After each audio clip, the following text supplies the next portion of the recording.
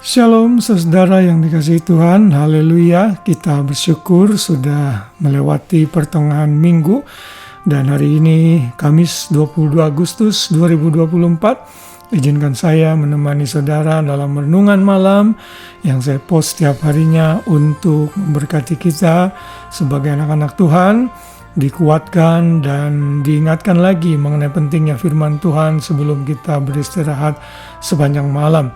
Dan masih sepanjang bulan Agustus ini, renungan malam bertema keluarga Kristen, di mana kita bisa menjadi suami, istri, anak-anak yang memuliakan Tuhan sesuai dengan arahan firman Tuhan. Dan hari ini masih membahas mengenai tugas suami. Kita sudah melihat suami sebagai orang yang mengasihi istri, lalu tugas suami menguduskan istrinya dan berkorban bagi keluarganya. Dan yang keempat hari ini, tugas suami menjadi pemimpin. Itu diambil dari ayat hafalan kita dalam Efesus 5 ayat 23 yang berbunyi demikian, karena suami adalah kepala istri, sama seperti Kristus adalah kepala jemaat, dialah yang menyelamatkan tubuh. Haleluya.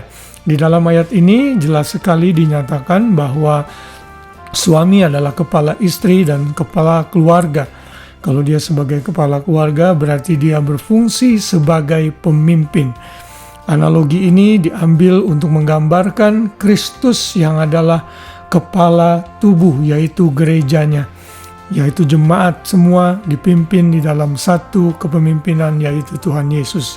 Demikian juga suami adalah pemimpin di dalam rumah tangganya. Seorang suami tidak boleh menjadi seorang pria yang pasif dan hanya menyerahkan segalanya kepada istrinya. Ini tidak sesuai dengan tugas sebagai seorang pemimpin. Tugas seorang pemimpin adalah dia harus bisa merencanakan, mengorganisasi, menggerakkan, dan juga mengawasi seluruh kegiatan keluarga.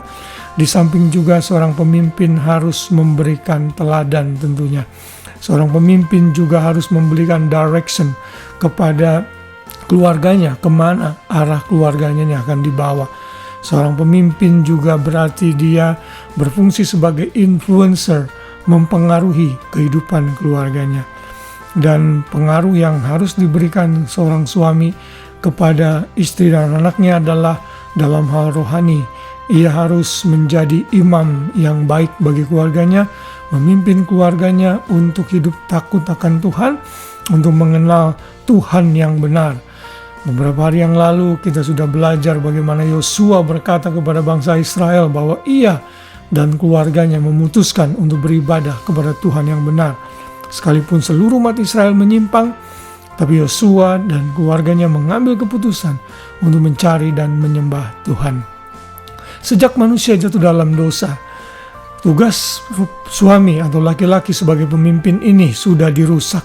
Sehingga zaman sekarang ini suami cenderung pasif dan menyerahkan semuanya kepada istrinya. Ini tentunya tidak dikehendaki oleh Tuhan, karena Tuhan menciptakan Adam, manusia pertama, menjadi pemimpin atas Hawa.